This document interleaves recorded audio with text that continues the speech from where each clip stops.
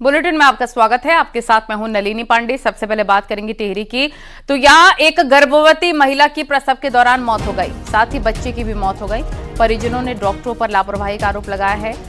महिला को प्रसव पीड़ा होने के बाद लंबगांव अस्पताल लाया गया था और करीब 2 घंटे के इंतजार के बाद महिला को जिला अस्पताल के लिए रेफर कर दिया गया। रेफर के बाद महिला को उसके परिजन लेकर जा रहे थे, लेकिन रास्ते में ही महिला ने दम तोड़ दिया और महिला के साथ ही बच्ची की भी मौत हो गई।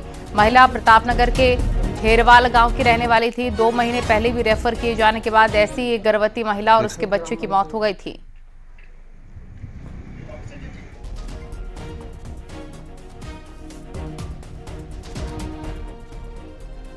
ये पूरी लापरवाही कारण है, डॉक्टर की लापरवाही कारण है। जैसे मैं वहाँ पे पहुँचा, मैंने उनको बोला कि आपका बस का है तो कर दीजिए, नहीं तो हम आगे ले जाए। उनका होने वाला है। ये केवल टिकने का हॉस्पिटल है, वहाँ केवल चौड़ने बाद बाकी वहाँ कुछ सुविधा नहीं है, जीरो है वहाँ, जीरो। राज्य की ऊर्जा जरूरतों को पूरा करने के लिए उत्तराखंड अब थर्मल पावर प्लांट के क्षेत्र में इन्वेस्टमेंट करने जा रहा है। दिल्ली दौरे पर मौजूद मुख्यमंत्री पुष्कर सिंह धामी ने केंद्रीय कोयला मंत्री प्रहलाद जोशी से मुलाकात की और उत्तराखंड को किसी भी राज्य में कोल ब्लॉक आवंटित करने का आग्रह किया है। मुख्यमंत्री ने कहा, उत्तराखंड में जिस तेज गति से औद्योगिक विकास हो रहे हैं, उसे देखते हुए बिजली की मांग लगातार बढ़ती जा रही है। सर्दियों के मौसम में बिजली की कमी गंभीर हो जाती है। बर्फ जमने के कारण नदियों में पानी का बहाव कम हो जाता है। राज्य में बिजली की मांग करीब 4 से 5% की दर से कम हर साल बढ़ रही है और लीन सीजन में हर दिन 4 से 5 मिलियन यूनिट को औसत कमी होती है यूनिट की। दिल्ली दौरे पर सीएम धामी प्रधानमंत्री मोदी से भी मुलाकात कर सकते हैं।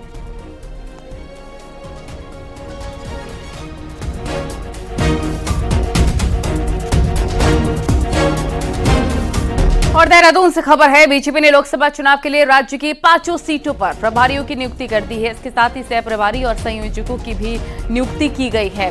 टिहरी में विनय रुहेला बनाया गया प्रभारी। पुष्कर सिंह काला को गढ़वाल का जिम्मा, अल्मोड़ा में सुरेश भट्ट प्रभारी नियुक्त। बलवंत सिंह भौरियाल को नैनीताल का जिम्मा दिया गया है और कुलदीप कुमार को हरिद्वार का प्रभारी बनाया गया। 5 सीटों पर बीजेपी ने प्रभारियों की नियुक्ति कर दी है।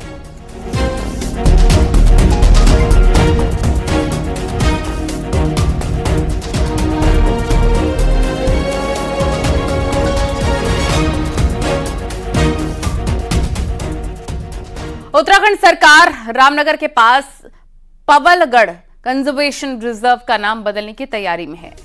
माता सीता के नाम पर सीतावनी कंजर्वेशन रिजर्व नया नाम होगा। पवलगढ़ कंजर्वेशन रिजर्व में सीतावनी मंदिर है। शासन ने नाम बदलने को लेकर वन विभाग से प्रस्ताव मांगा है। 22 जनवरी को अयोध्या में होने वाले राम मंदिर प्राण प्रतिष्ठा के दिन नाम बदलने की घोषणा हो सकती है।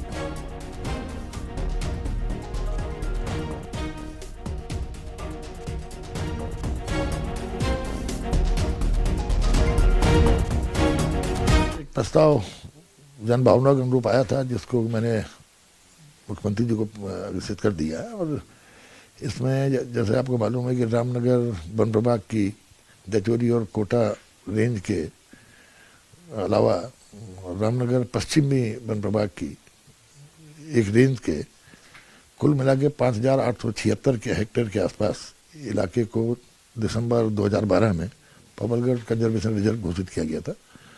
तो उसी में जनभावना का प्रस्ताव आया तो उसको नाम परिवर्तन कर सीतावनी कंजर्वेशन रिजर्व करने का निर्णय लिया गया। चारधाम यात्रा में इस साल 56 लाख से ज्यादा यात्री आ सकते हैं। ऐसे में रजिस्ट्रेशन के साथ वैष्णो देवी की तर्ज पर टोकन सिस्टम के ऑप्शन पर भी विचार चल रहा है, ताकि अव्यवस्था ना फैले। इसके साथ ही यात्रा में सब कुछ ठीक रहे, इसको लेकर पर्यटन मंत्री सतपाल महाराज ने भी सचिवालय में बैठक की। महाराज ने कहा कि इस बार पिछले साल से भी ज्यादा यात्रियों के आने की उम्मीद है, इसलिए धामों में दर्शन के लिए रजिस्ट्रेशन के साथ दूसरे सिस्टम पर भी विचार किया जा रहा है। खासतौर पर वैष्णो देवी मंदिर की तर्ज पर पिछले साल चारधाम यात्रा में करीब 55 लाख यात्री आए थे। वहीं प्लान ऋषिकेश के नजदीक नीलकंठ मंदिर को भी डेवलप करने का है, जिसे जहां पर पूरे साल 70 लाख श्रद्धालु पहुंचते हैं।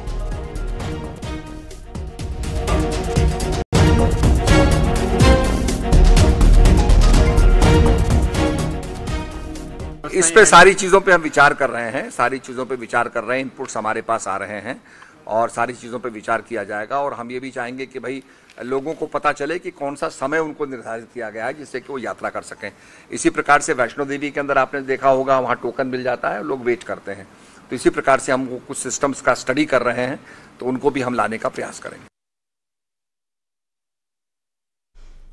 उत्तरकाशी में बुधवार को गढ़वाल रैफर के शैलेंद्र कठैत को सैनिक सम्मान के साथ अंतिम विदाई दी गई और बुधवार को उनके पैतृक गांव कुमराड़ा में उनका अंतिम संस्कार किया गया, जिससे कि आसपास के कई गांवों में सैकड़ों ग्रामीण भी मौजूद रहे।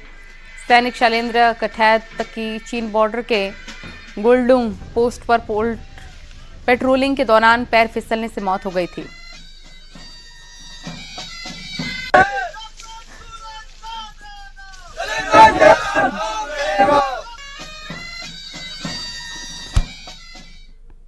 हल्द्वानी में मंगल पड़ाव से लेकर रोडवेज बस अड्डे तक रोजाना लगने वाली समस्या को कम करने के लिए, लगने वाले जाम की समस्या को कम करने के लिए प्रशासन इन दिनों रोड को चौड़ा करने में जुटा है, जिसके लिए प्रशासन ने अब 65 दुकानदारों को नोटिस दिया है जिन्हें दुकानें खाली करनी होंगी। लेकिन प्रशासन के इस नोटिस से व्यापारी नाराज हैं। नाराज व्यापारियों ने बुधवार शाम मंडल पड़ाव से लेकर नगर निगम ऑफिस तक मशाल जुलूस निकाला, जिसमें सैकड़ों व्यापारी शामिल हुए। व्यापारियों का समर्थन करने हल्द्वानी के विधायक सुमित हृदयेश भी पहुंचे।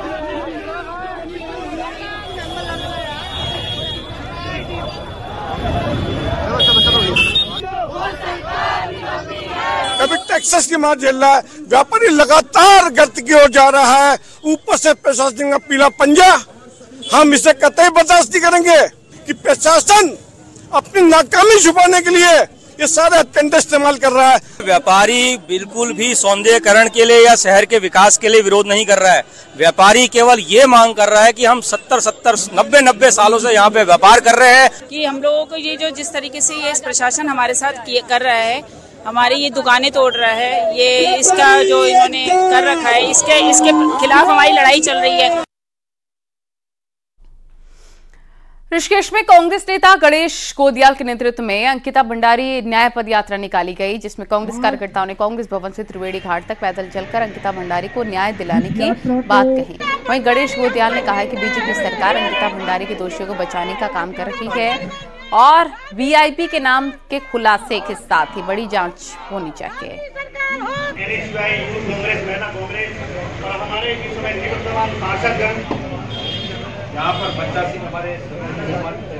यहाँ की सरकार जानबूझकर अंकिता भंडारी के हत्यारों को बचा रही है। किसी व्यक्ति का दुर्घटनाग्रस्त हो जाना बहुत ही दुखद है, लेकिन सरकारों का किसी अपराधी को बचाना ये उससे भी बहुत बड़ा निंदनीय है और ये तो बहुत ही दुखद सरकारों के द्वारा कृत्य किया गया है। हरिद्वार में भी अंकिता भंडारी के इंसाफ के लिए न्याय यात्रा निकाली गई। कांग्रेस कार्यकर्ताओं ने ऋषिकुल चौक से शंकर आश्रम चौक तक मार्च निकाला। इस दौरान कांग्रेस नेता खासा आक्रामक दिखे और जमकर नारेबाजी भी की। अंकिता मामले की हाई लेवल जांच और दोषियों को कड़ी सजा देने की मांग की गई। टिहरी में भी कांग्रेस कार्यकर्ताओं ने अंकिता के इंसाफ के लिए न्याय यात्रा निकाली और दोषियों को कड़ी कार्रवाई की मांग की। इस दौरान कांग्रेस ऑफिस से बौराड़ी तक पैदल यात्रा निकाली गई।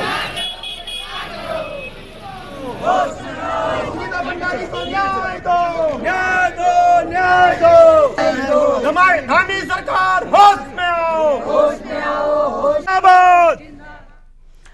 22 जनवरी को अयोध्या राम मंदिर कार्यक्रम के सीधे प्रसारण के लिए उत्तराखंड में भी कई जगह पर एलईडी स्क्रीन लगाई गई है और ये स्क्रीन बस अड्डे, रेलवे स्टेशन और मुख्य बाजारों में लगाई गई है। लेकिन अब इस पर भी राजनीति हो रही है। देखिए।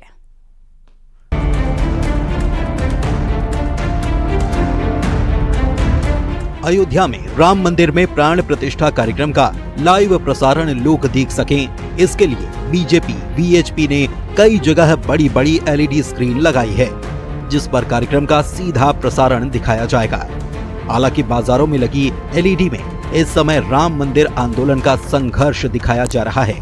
वहीं ये भी दिखाया जा रहा है कि कैसे पीएम मोदी और यूपी सीएम योगी की जोड़ी से राम मंदिर का सपना साकार हो रहा है। वहीं इस समय मंदिर का पूरा इतिहास भी स्क्रीन पर दिखाया जा रहा है। इस पर कांग्रेस का कहना है कि चुनाव से पहले बीजेपी राम मंदिर का इतिहास दिखाकर राजनीति कर रही है। बीजेपी ने राम मंदिर का राजनीतिकरण किया है। जब भाजपा की इतिहास चल रहा है, स्क्रीन पे बता रहे हैं, तो भाजपा के अध्यक्ष को स्वीकार करना चाहिए कि हम नहीं लगाए। तो जब राम मंदिर का राजनीतिकरण कर दिया, राजनीतिक लाभ के लिए उन्होंने राम जन्मभूमि यात्रा निकाली, वहां से भाजपा ने इसका राजनीतिक लाभ लेने के उद्देश्य से इसमें राम मंदिर के आंदोलन में कूदी। उधर बीजेपी का कहना है कि ये एलईडी उसकी ओर से नहीं लगाई गई, बल्कि वीएचपी और दूसरे संगठनों की ओर से लगाई गई, ताकि अभी से देवभूमि पूरी तरह से राममय हो सके।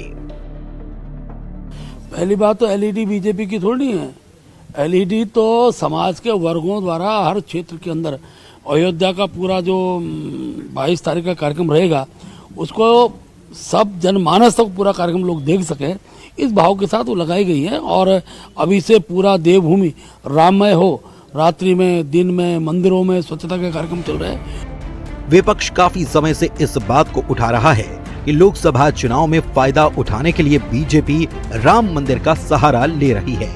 हालांकि बीजेपी इससे इनकार करती रही है और विपक्ष को नसीहत देती है कि वो काशी और मथुरा में मंदिर बनवाकर खुद श्रेय ले सकते हैं। न्यूज़ 18 के लिए देहरादून से भारती सकलानी उनियाल की रिपोर्ट।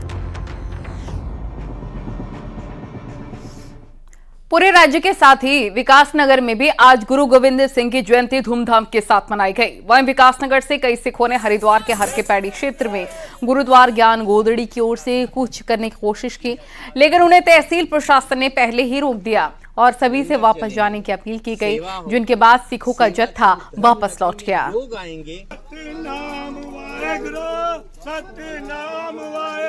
और हरिद्वार हर की पौड़ी हम जाना चाहते थे, गुरुद्वारा ज्ञान गोदड़ी साहिब, पर यहाँ पर पुलिस का इंतजाम था।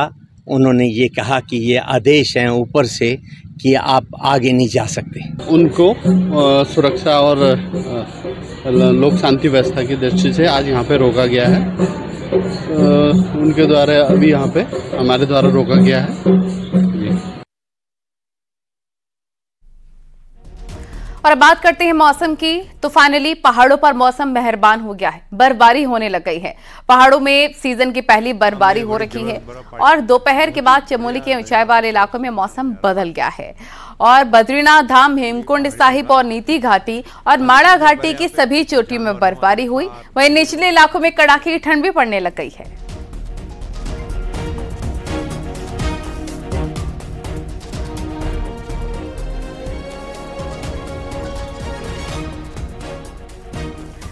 बद्रीनाथ धाम में बर्फबारी की इस साल की पहली तस्वीर भी सामने आई, जहां पर बर्फबारी के बाद चारों तरफ बर्फ की सफेद चादर बिछती हुई नजर आई। बद्री नारायण में बर्फबारी होने से नजारे भी काफी सुंदर हो गए हैं। मंगलवार को भी बद्रीनाथ धाम में हल्की बर्फबारी हुई थी।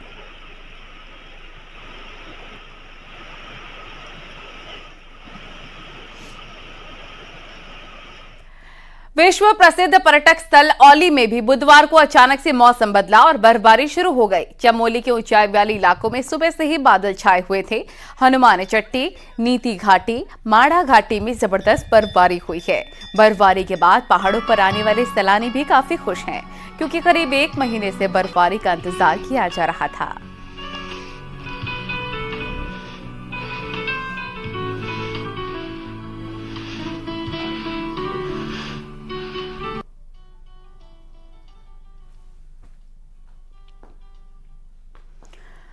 उत्तरकाशी के भी ऊंचाई वाले क्षेत्रों में बुधवार को मौसम बदल गया, जिसके बाद गंगोत्री धाम और ऊंचाई वाले इलाकों में जमकर बर्फबारी शुरू हो गई। गंगोत्री धाम में ये साल की पहली बर्फबारी है, जिसके बाद से धाम में और ज्यादा ठंड बढ़ गई है।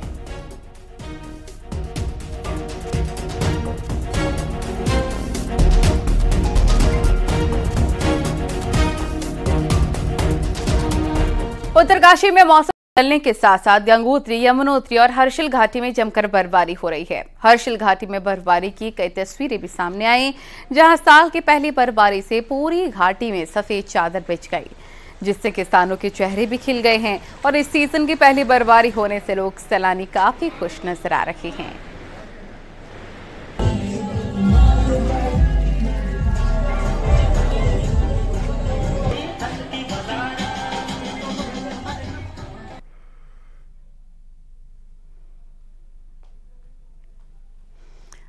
खबरों में आगे बढ़े, लेकिन उससे पहले आपको दिखाते हैं पहाड़ टॉप 10 न्यूज। बागेश्वर में जिला प्रशासन के नेतृत्व में किए जा रहे उत्तरायणी मेले में अव्यवस्थाओं के खिलाफ कांग्रेस ने डीएम पर आरोप लगाए। सूखी ठंड के चलते खांसी बुखार के मरीजों की संख्या बढ़ गई है। विकासनगर के उपजिला अस्पताल में रोजाना 200 से ज्यादा मरीज आ रहे हैं। 19 जनवरी को नैनीताल में कुमाऊं विश्वविद्यालय का 18वां दीक्षांत समारोह होगा, जिसमें राज्यपाल और शिक्षा मंत्री भी मौजूद रहेंगे।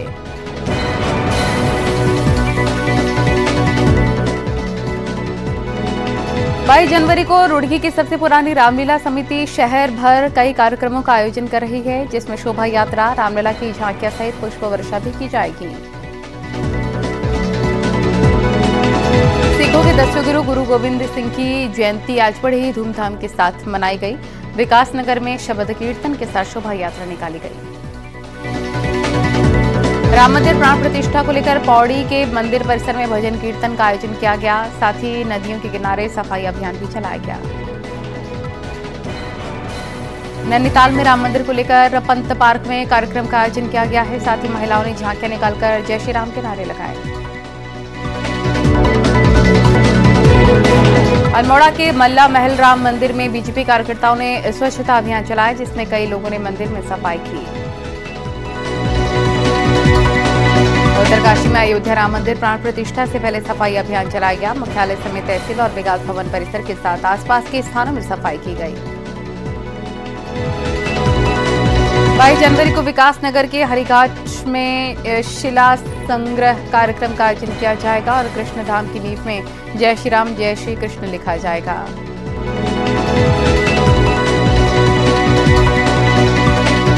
उत्तराखंड के तराई सुरई रेंज के जंगलों में पिछले कई महीनों से एक ऐसा बाघ घूम रहा है, जिसके पेट में शिकारियों का लगाया गया तार का फंदा धंसा हुआ है। वन विभाग इस बाघ को पकड़ने की कोशिशों में जुटा हुआ है, लेकिन उसके पहले तो पकड़ना और फिर से इस तार को हटाना आसान नहीं होगा।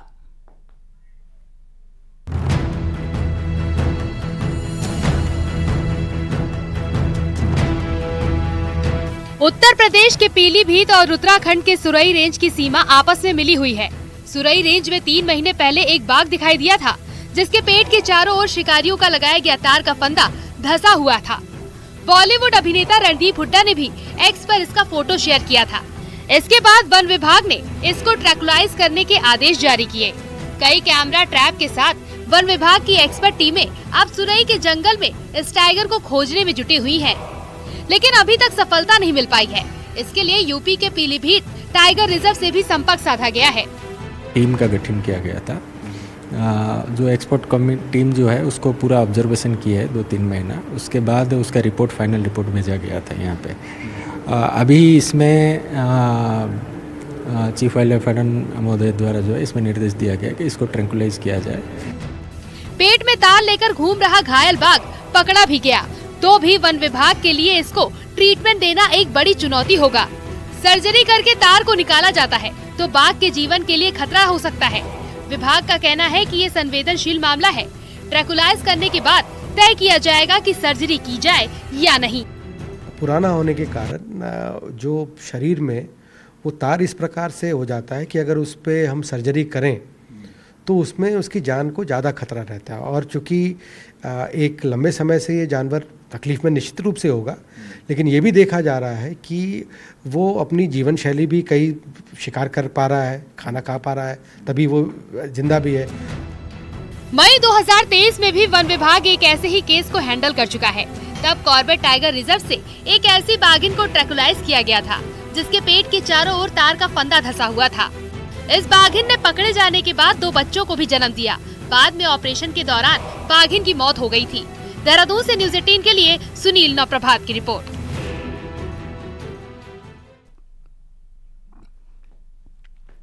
देहरादून में ज्वेलरी शोरूम में 14 करोड़ की लूट के मामले में पुलिस ने एक वर्दीधारी को भी गिरफ्तार कर लिया है। आरोपी पुलिस की वर्दी पहनकर डकैती का रूट मैप तैयार किया करता था और गिरोह के सरगना सुबोध के इशारे पर बाकी डकैतों को सुरक्षित फरार होने का तरीका भी बताता था। खुद को महाराष्ट्र पुलिस का डीसीपी बताने वाले अनिल सोनी को गिरफ्तार कर लिया गया है।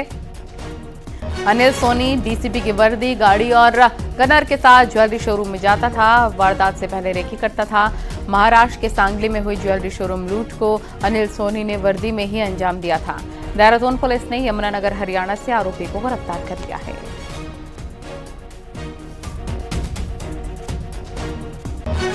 दो माह पूर्व वो यहाँ पर अपनी टीम के साथ आया था और ये पूरे गैंग का जो ऑपरेट हो रहा है, जो जेल के माध्यम से जो ऑपरेट हो रहा है, उसके भी पुख्ता साक्ष्य उससे मिले हैं। उसके मोबाइल से काफी सारी चीजें ऐसी रिकवर हुई है जो इंगित करती हैं कि डायरेक्ट जेल से उसको सक्सेस प्राप्त हो रहे थे, जिसके आधार पर वो घटनाओं को कर रहा था।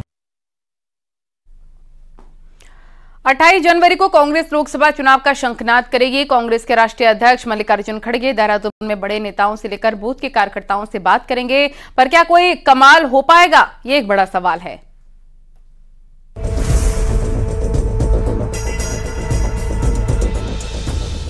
लोकसभा चुनाव में लगातार 2 हार झेल चुकी कांग्रेस का इस बार उत्तराखंड में क्या होगा? इसी सवाल का जवाब कांग्रेस के राष्ट्रीय अध्यक्ष मल्लिकार्जुन खड़गे को खोजना होगा। 28 जनवरी को पहली बार मल्लिकार्जुन खड़गे देहरादून में रहेंगे, जहां पार्टी के टॉप नेताओं से लेकर बूथ के कार्यकर्ताओं से बातचीत का प्रोग्राम है। पार्टी फिलहाल राष्ट्रीय अध्यक्ष के वेलकम की तैयारियों में जुटी है। तो नेता विपक्ष यशपाल आर्य के मुताबिक 28 जनवरी को उत्तराखंड में लोकसभा चुनाव का शंखनाद हो जाएगा। उस लेवल तक हमारे साथी सहयोगी उसमें शामिल होंगे और ये चुनाव का ये आगाज भी होगा। इसलिए यह जो आदरणीय खड़गे जी का आगमन है हम सब के लिए बहुत ही महत्वपूर्ण भी है और आने वाले चुनाव के लिए जो उनका संदेश होगा, जो उनका मार्गदर्शन होगा, उसके आधार पर ही हम आगे भविष्य की रूपरेखा तय करेंगे। उत्तराखंड में मुकाबला हमेशा कांग्रेस और बीजेपी के बीच ही रहा और पिछले 2 लोकसभा चुनाव में कांग्रेस को करारी हार मिली। ऐसे में इस बार कैसे जीत मिलेगी, ये कांग्रेस संगठन के सामने बड़ा सवाल होगा। वहीं चुनाव को देखते हुए 26 जनवरी को स्क्रीनिंग कमेटी तो 27 जनवरी को मैनिफेस्टो कमेटी की भी बैठक होगी और फिर 28 जनवरी को पूरे दिन राष्ट्रीय अध्यक्ष अलग अलग बैठक करेंगे। 28 तारीख को आदरणीय राष्ट्रीय अध्यक्ष मल्लिकार्जुन खड़गे जी आ रहे हैं और पूरे दिन भर का कार्यक्रम उनका यहाँ है। वो पार्टी के विधायकों से भी बात करेंगे, पार्टी के वरिष्ठ नेताओं से बात करेंगे, लोकसभा के उम्मीदवारों से बात करेंगे, कार्यकर्ताओं से बात करेंगे और उनकी जो सबसे बड़ा काम है, हम बूथ कमेटी से हर बूथ से 2-2 व्यक्तियों को बुलाने का यहाँ पर प्रयास कर रहे हैं और उनसे बूथ लेवल के कार्यकर्ताओं से माननीय राष्ट्रीय अध्यक्ष जी सीधा संवाद करेंगे और उत्तराखंड में चुनाव की शंखनाद करेंगे। 10 साल से देश की संसद में उत्तराखंड से कांग्रेस का कोई सांसद नहीं पहुंचा और एक और लोकसभा चुनाव अवसर पर है।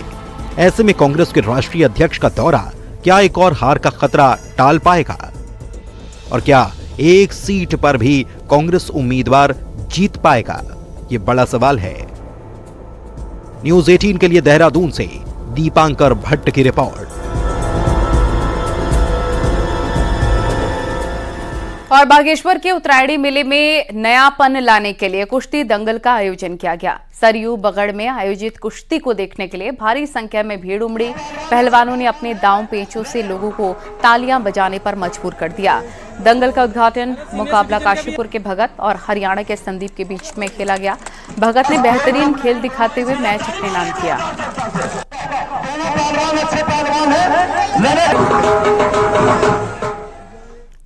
और यहाँ वक्त हो गया एक छोटे से ब्रेक का।